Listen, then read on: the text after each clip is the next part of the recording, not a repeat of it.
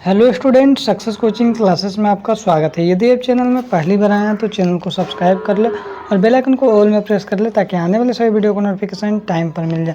तो आज हम लोग डिस्कस करने वाले हैं क्लास 10th का आपका भूगोल, जो चैप्टर आपका संसाधन एवं विकास है। इसमें आपको यह आपका video half yearly plus final exam दोनों के लिए बहुत ही ज़्यादा इंपॉर्टेंट होने वाला है। तो सबसे पहला क्वेश्चन, क्या संसाधन क्या है? तो ऐसा कोई भी वस्तु जो हमारा ज़रूरत को पूरा करता है वो हमारे लिए संसाधन है। हम लोग अगर वीडियो देख रहे हैं तो इसके लिए हमारा क्या ज़रूरत है? मोबाइल ज़रूरत है। मोबाइल हमारे लिए संसाधन है। अगर हम लोग कॉपी में लिखना है तो कॉपी में लिखने के लिए कॉपी और पेन, ये हमारे लिए संसाधन है। जो हमारा ज़रूरत को पूरा करता है संसाधन। संसाधन वे उत्पाद या वस्तुएं होते हैं, इसका मूल्य जो है मनुष्य के लिए है। प्राकृतिक संसाधन किसको बोलते हैं? तो प्राकृतिक उपहार जो भगवान हम लोग को दिया है, भूमि, जल, वनस्पति, खनिज के रूप में, इसको प्राकृतिक संसाधन बोलते हैं। अब मनुष्य इसको उत्पन्न नहीं कर सकता। प्राकृतिक संसाधन का 4 उदाहरण बताइए तो भूमि बोल देंगे, जल बोल देंगे, खनिज बोल देंगे और वन बोल देंगे। ये जो प्राकृतिक संसाधन के 4 उदाहरण, इसमें हम लोग क्या मानव क्या भूमि को बना पाएगा? नहीं। क्या जल को बना पाएगा? नहीं बना पाएगा। क्या खनिज, क्या वन, ये सब मानव नहीं बना पाएगा। अब मानव कृत संसाधन क्या? ऐसा संसाधन जो मनुष्य के द्वारा बनाया गया उसको हम लोग क्या बोलेंगे? हम लोग मानव कृत संसाधन बोलेंगे। तो मनुष्य द्वारा उत्पन्न किए गए संसाधन को हम लोग मानव कृत संसाधन बोलते हैं। तो उदाहरण के लिए बताइए, जैसे इंजीनियरिंग, तकनीक, टेक्नोलॉजी, मशीन, भवन, स्मारक, सामाजिक संस्थाएं, ये सब क्या मनुष्य के द्वारा, मानव के द्वारा बनाया गया। तो आपको मानव कृत संसाधन हो जाएगा। अब देखिए, जैविक संसाधन और जैविक और एक अजैविक खनिज का एक एक उदाहरण बताइए। तो कोयला हमारा क्या है? एक जैविक खनिज है, और जबकि लौह अयस्क क्या है? एक अजैविक खनिज है। ये बात को बिल्कुल याद रखिएगा, मोस्ट इंपॉर्टेंट है।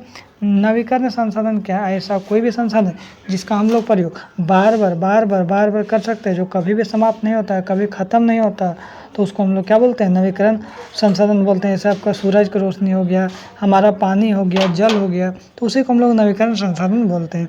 तो कुछ संसाधनों में स्वतः नवीकरण हो जाता है, तुरंत बार बार मिलने की क्षमता होती है। पौधे और जानवरों में अपने आप पुनः उत्पन्न करने की योग्यता होती है। वन तथा वन्य जीवन, जल और सौर ऊर्जा आदि, ये सब क्या नवीकरण संसाधन है। और दूसरे भाषा में हम लोग क्या लिख सकते हैं? ऐसा संसाधन है जिसका हम लोग प्रयोग बार बार कर सकते हैं, कभी भी ख़त्म नहीं होता, उसको हम लोग नवीकरण संसाधन बोलते हैं।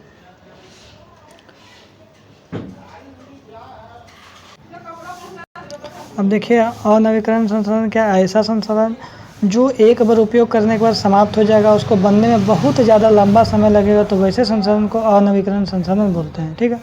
तो वे संसाधन जो एक बार उपयोग से के बाद पुनः उपयोग नहीं कर सकते हैं, अनवीकरण संसाधन बोलते हैं। जैसे आपका क्या हो जाएगा? कोयला, पेट्रोल, ये सब क्या हो जाएगा? अनवीकरण संसाधन में आ जाएगा। आगे देखिए, संसाधनों को संरक्षण क्यों जरूरी है? संसाधन को उपयोग करते समय हमें अनेक प्रकार के प्रकृति और आकार का ध्यान रखना चाहिए। जैसे सीमित संसाधन है तो आने वाले पीढ़ी के लिए भी तो बचा के रखना होगा, तो इसीलिए हम लोग संसाधन को संरक्षण करना बहुत ही ज़्यादा जरूरी है। और संसाधनों को पुनः उपयोग और पुनः चक्रण होना चाहिए। खनिज संसाधन को परिभाषित करिए। तो बोलो, संसाधन जो भूमि से प्राप्त होता है, ऐसा कोई भी संसाधन जो भूमि से प्राप्त होता है उसको हम लोग क्या बोलते हैं? खनिज संसाधन बोलते हैं। जैसे हमारा लौह अयस्क हो गया। भूतापीय ऊर्जा क्या है? तो भूतापीय ऊर्जा जो है पृथ्वी के जो गर्भ से प्राप्त की जाती है, या पृथ्वी की आंतरिक ऊष्मा से उत्पन्न होती है, इससे गर्म से हो, तो उसको हम लोग भूतापीय ऊर्जा बोलते हैं। 2 विकसित और 2 अविकसित देशों का नाम। तो विकसित देश जो पूरी तरह से विकास हो चुका है, जैसे संयुक्त राज्य अमेरिका और जापान। और अविकसित देश या इसको हम लोग विकासशील देश बोलेंगे, जैसे भारत और पाकिस्तान। ठीक है।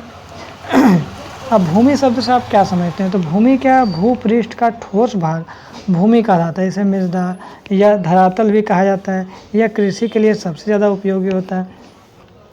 हमारे भू क्षेत्र में कितना प्रतिशत मैदान है? तो मात्र हमारे जो भू क्षेत्र में 43% के आपको मैदान।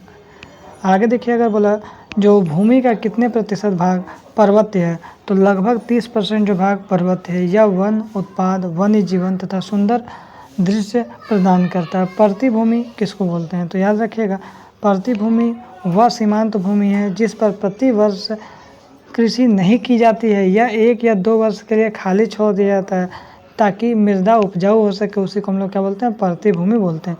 अब देखिए, चारागाह क्या है? तो चारागाह क्या? प्राकृतिक घास से ढका हुआ भूभाग चारागाह कहलाता है। उन कारकों का नाम बताइए जो भूमि और जल प्रदूषण होता है। तो औद्योगिक प्रदूषण, जल और उद्योगों जैसे पत्थर तोड़ने से निकले धुआं या धूल द्वारा। आगे देखिए, क्षरण से भूमि की रक्षा का क्या महत्व? तो क्षरण से भूमि की रक्षा करना बहुत ही ज़्यादा जरूरी है, क्योंकि भूमि पर जनसंख्या दबाव को सहन करने के लिए भूमि मृदा आवश्यक है। आगे देखिए, समाप्यता के आधार पर संसाधनों को वर्गीकरण किस प्रकार करेंगे, तो एक नवीकरण योग्य और एक अनवीकरण योग्य। भारत के किन्हीं 2 राज्यों का नाम बताइए जहां सौर ऊर्जा संसाधनों की अपार संभावना है, तो गुजरात और राजस्थान। बंजर भूमि क्या है, तो बंजर भूमि में पहाड़ी चट्टानें, सूखी और मरुस्थलीय भूमि शामिल है। और वायु के आधार पर